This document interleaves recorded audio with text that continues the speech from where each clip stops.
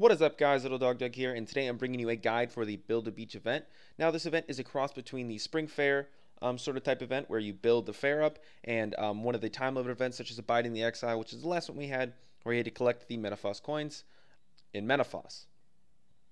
Now, this is a time limited event, and it is a microtransaction combined with cosmetic event. Look, all the other time limited events that we have in this game. And it's got some similarities, but also some differences in the ways that you collect the sand. Also, the daily progress on this is limitless.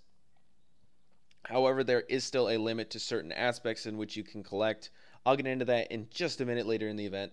But right now, I'm going to go over the cosmetic rewards that you can get within the event. So as you can see, the limit doesn't go up to 10,000 as with all the other events. This event actually goes up to 15,000 because there is a limitless daily progress, as long as another method to getting the sand, which is a lot faster, that you can do daily. So at 1,000, you're going to get the beach sand cape. It's just a cape that has looks like some sands running down it. At 2,500, you're going to get the beach sand outfit sabatons, which are just the boots. At 5,000, you're going to get the beach sand gauntlets. At 7,500, you'll get the beach sand leg guards, which are just the legs. 10,000, you're going to get the beach sand chest plate. 12,500, you're going to get the beach sand helmet, and at 15,000, you're going to get the ring of sand, which is an item that turns your character into a pile of sand when it's used. I'm going to assume that's like you equip it and then right-click it and use, and you'll turn into a pile of sand. Well, the 15,000 might seem like a lot. It's a pretty good trade-off for having a limitless daily progress. For people who don't get to play every day, they can get 2,000 a day just doing their daily skilling or whatever they're doing.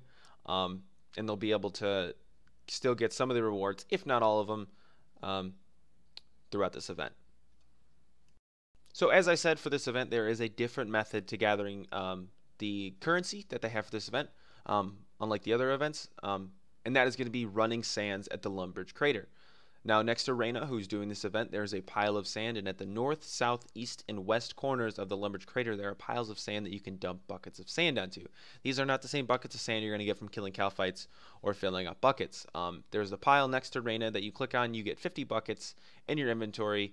Each one counts as one sand, and you run these to the piles. However, there is quick stand you can get stuck in and lose 10, as well as tornadoes you have to dodge, which will completely empty your inventory of the sand. And that is definitely the fastest method, as you can get 500 in around 10 minutes if you're a total noob and keep getting caught in the tornadoes, which is exactly what happened to me. I got caught in the tornadoes like every other time I ran the sand, and I still got it done in 10 minutes. It only counts towards the event, though, and it cannot be converted to these event mystery boxes that we have in every other event. And I'll get into those event mystery boxes this time also, because they're a little different. But it's capped at 500 sand per day, and it goes directly towards your event progress. And it is not convertible. It doesn't go in your inventory. And the beach sand can also be obtained from skilling, with the 20% bonus in certain skills, as usual. And that beach sand that you obtain from skilling can be converted, so you don't have to put that towards the event. So to get to the event, it's just in the Lumbridge Crater, but the fastest way to get there is going to be open up the Community tab, go to the Event tab, and click Teleport to Event. It's going to take you right to the Lumbridge Crater, right outside Reyna. You can see she's going to be standing right next to the big pile of sand I talked about. You have the option to talk to her, to hand in your tokens to her, to claim rewards from her, or to open the event, which just brings up the Community tab.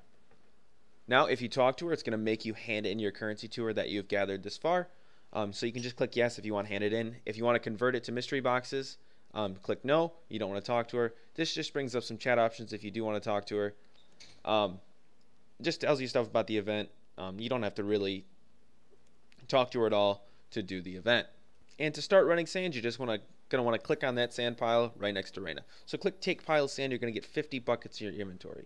Now, you got to watch out for these tornadoes. If you walk into one, you're going to have all 50 of your sand taken out of your inventory. You'll have to run back to Reyna to get a bucket of sand.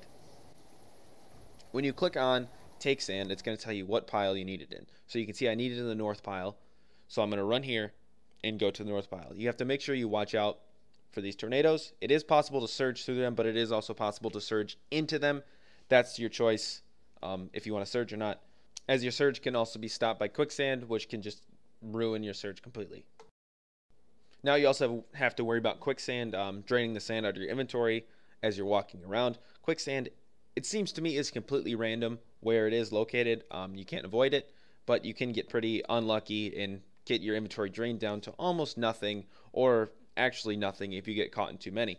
You can see here I get caught in 4 different quicksand, so I only get to the actual pile with 10 sand, which is kind of useless. And as you can see, surge or quicksand can also stop your surge, as I just said, so it's up to you if you want to use it. As many of you know, the pathing in this game is horrible, and these tornadoes can completely cut you off if they decide they want to go in your path before you get there. You can get caught in their tornado before it even gets to your path, as you can see here.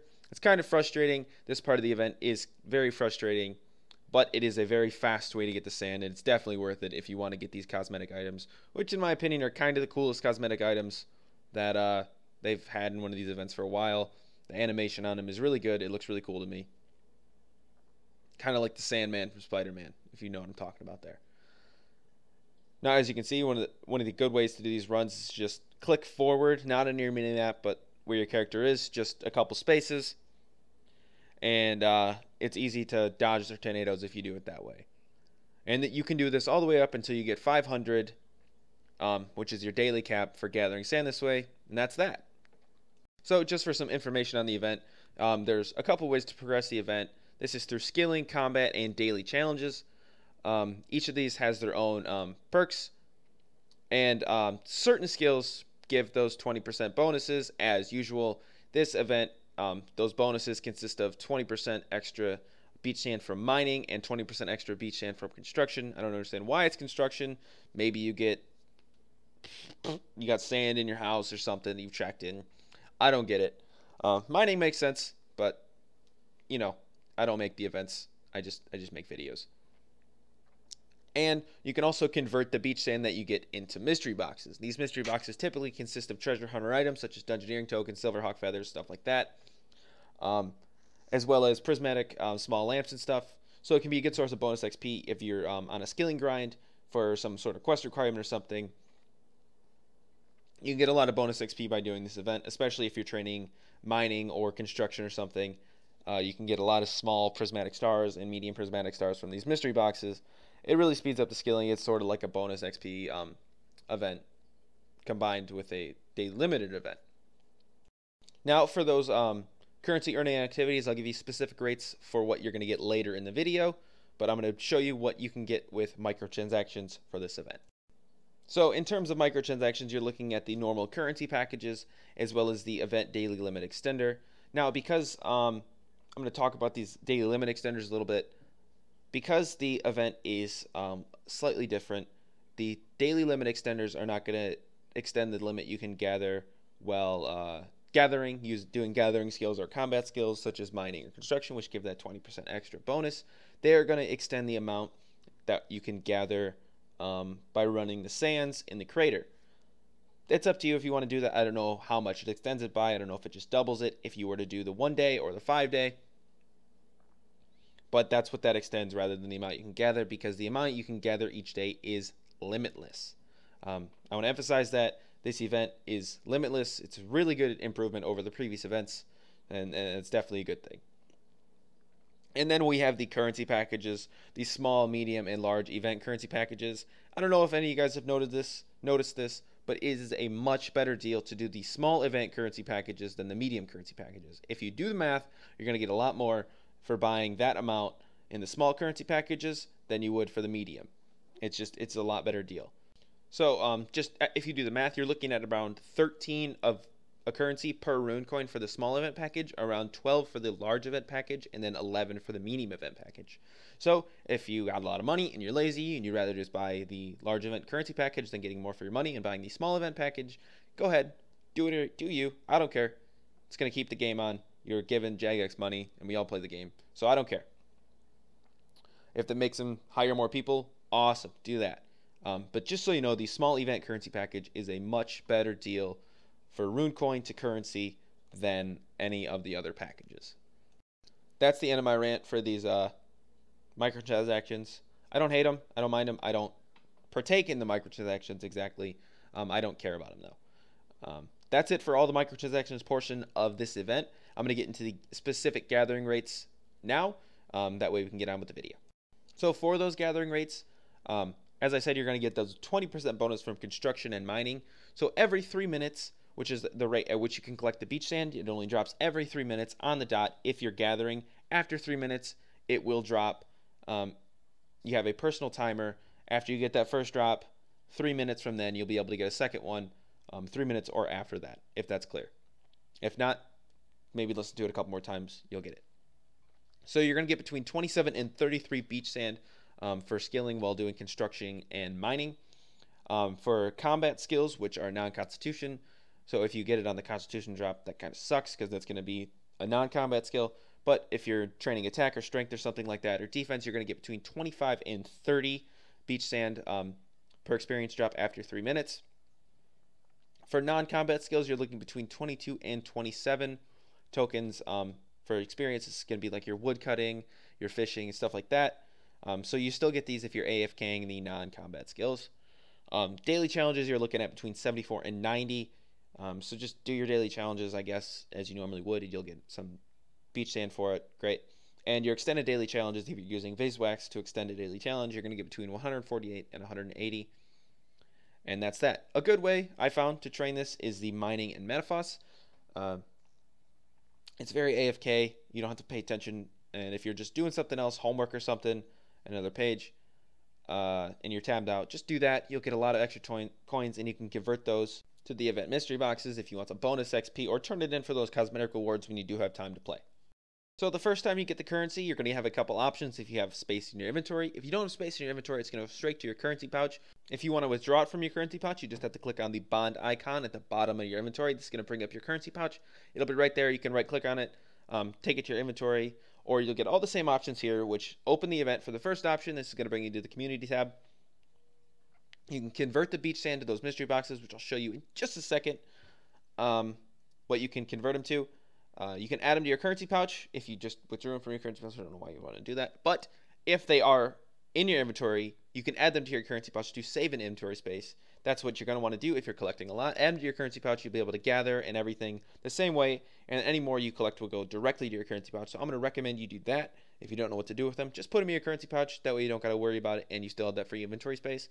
Or you can destroy them. I don't know why you would do that because they have some value. But if you want to destroy them, go ahead. More power to you.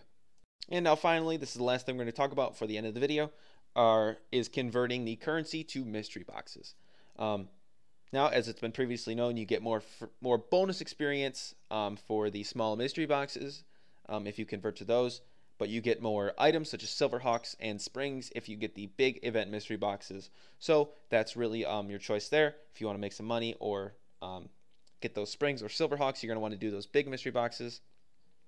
If you want the bonus experience, maybe some dungeoneering tokens, stuff like that, you're going to want to do those small mystery boxes. They did raise the price of these mystery boxes compared to previous events from the 250 and 500, respective for the small and big mystery box, because it is a limitless event.